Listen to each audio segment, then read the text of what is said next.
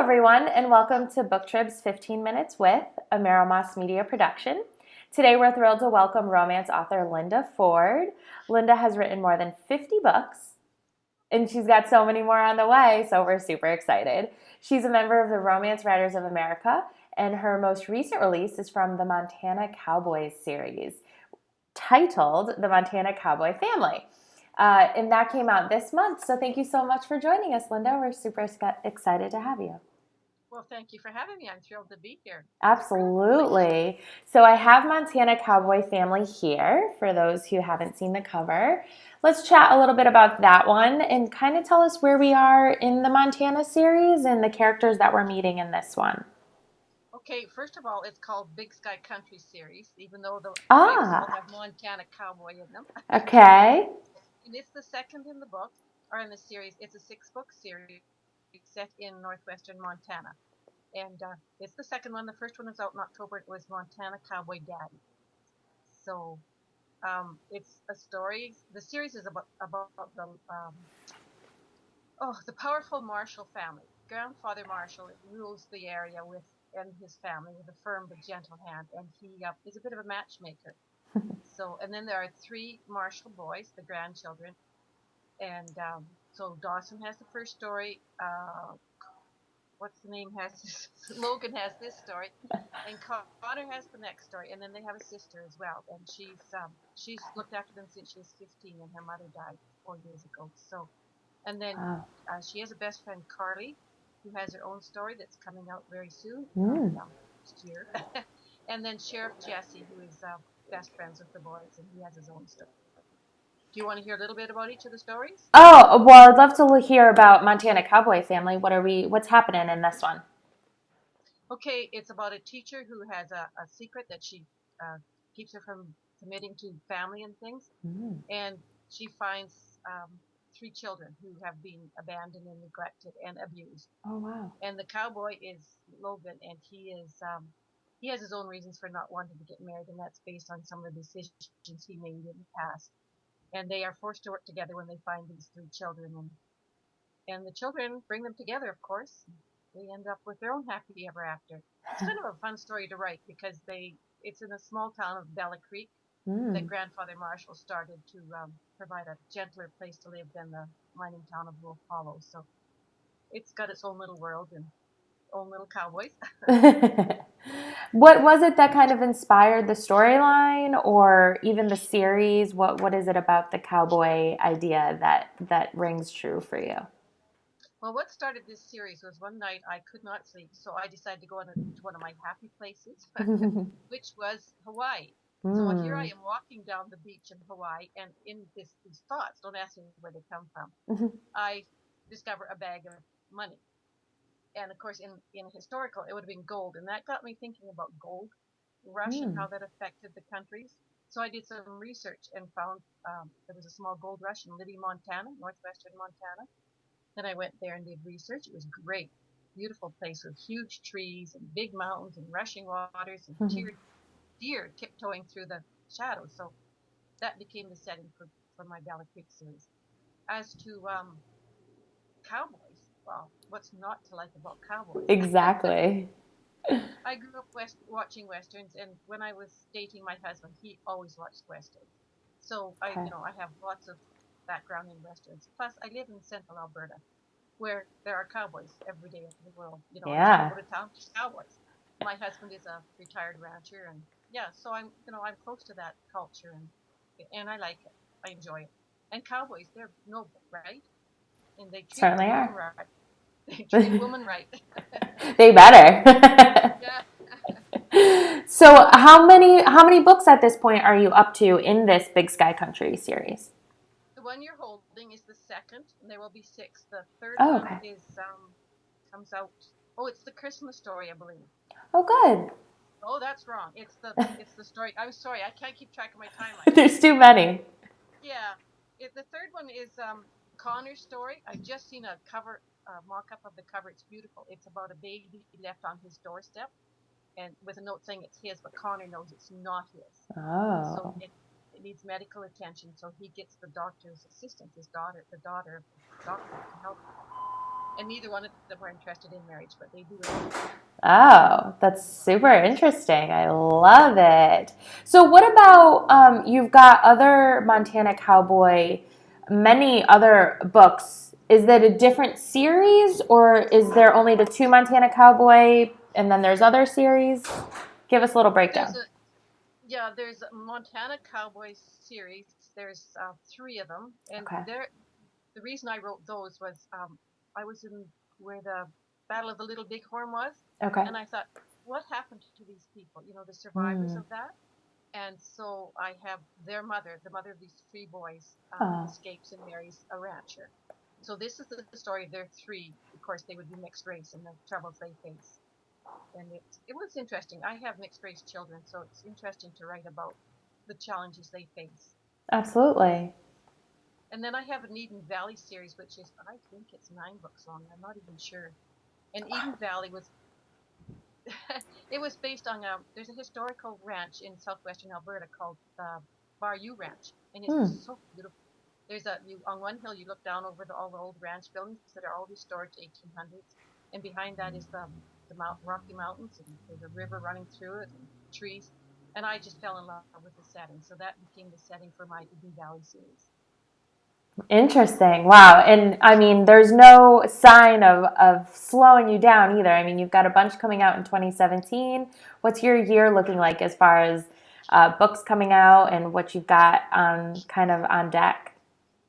Well, I have Dawson Logan's story is the Montana Cowboy one, and Connor as the baby on the doorstep. It's coming out this fall. And then Annie is the daughter, and she settles for a marriage of convenience just to get security, and that's a Christmas story for this year.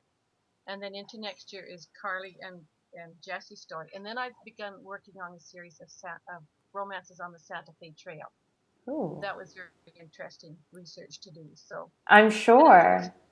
after that, I think I might do one on mail order brides. Oh, interesting. So lots of ideas perking. Do you really enjoy that research aspect of it, or is it not until you get into like the meat of writing that you feel like you're on your way to creating that novel? Well, both. I like the preliminary research. I need to know what the possibilities are in a time period and a Mm, setting. I need to know things like, you know, was it a state at the time or was it a right. territory? And were there ranchers in that area at that time or was it not settled? And so I need to know the background history. And then when I start writing, I do a little more in-depth, research into what actually happened and how fast a horse rode, stuff like that, little details that you need to know. Absolutely, absolutely.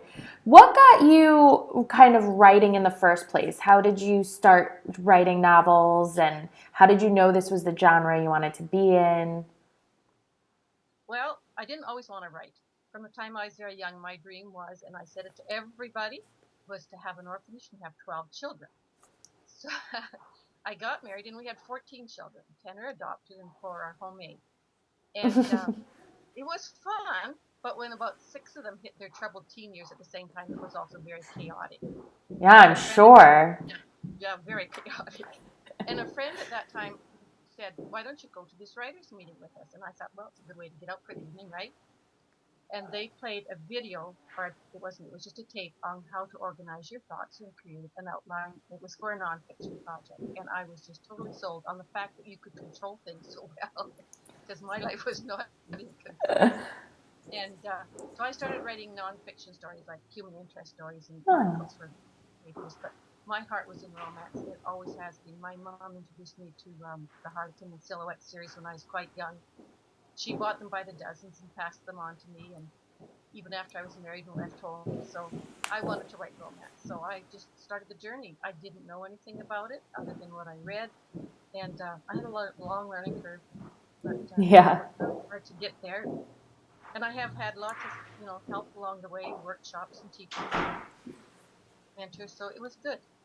And now I have 50 books I'm wanting to write out.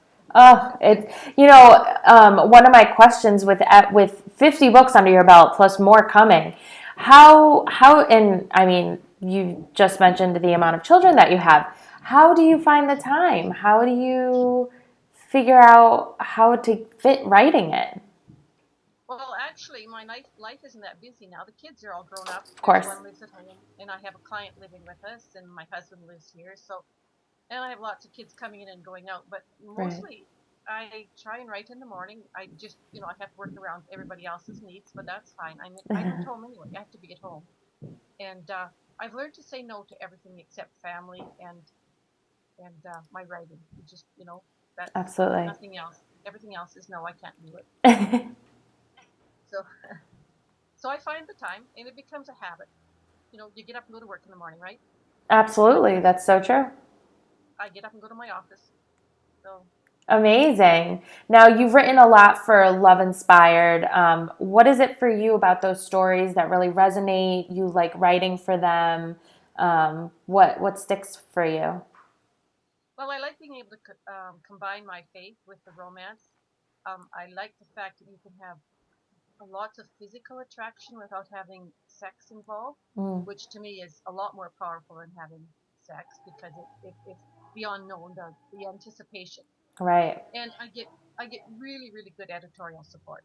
So Hmm. those are all things that matter to me. Absolutely, absolutely.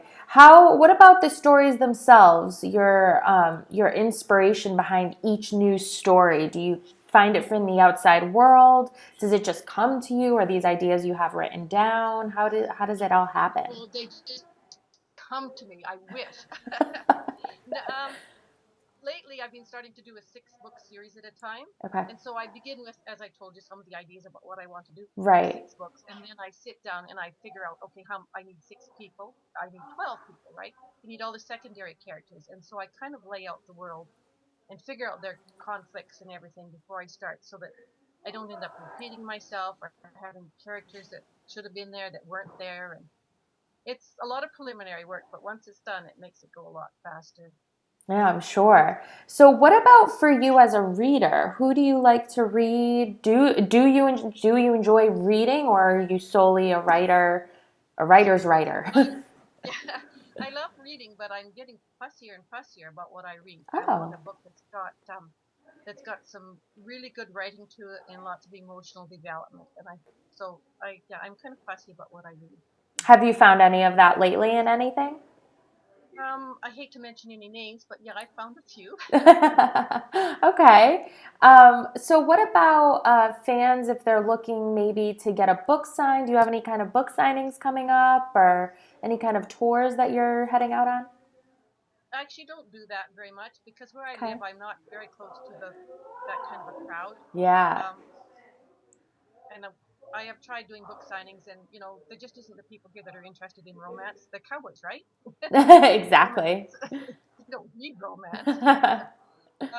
So I don't very often do that. You just I just find it, well, for one thing, I have to leave home, and I that's difficult to be away for very long. So Yeah, I'm sure. I'm I sure. don't do very much. Absolutely. Well, I just But wanted to say, Linda, that we've absolutely loved having you, and I mean, it's over that quickly. Can you believe we're oh, really? we've met our 15 minutes, and it's been lovely talking with you. And everyone, go grab Montana Cowboy Family. Um, Thank you so much for joining us today, and maybe we'll get to do something with the next book too. Sounds good. Thank you for having me. I look forward to it. All right, Linda, you have a great night. Thanks everyone You for too. joining. Bye Bye. bye.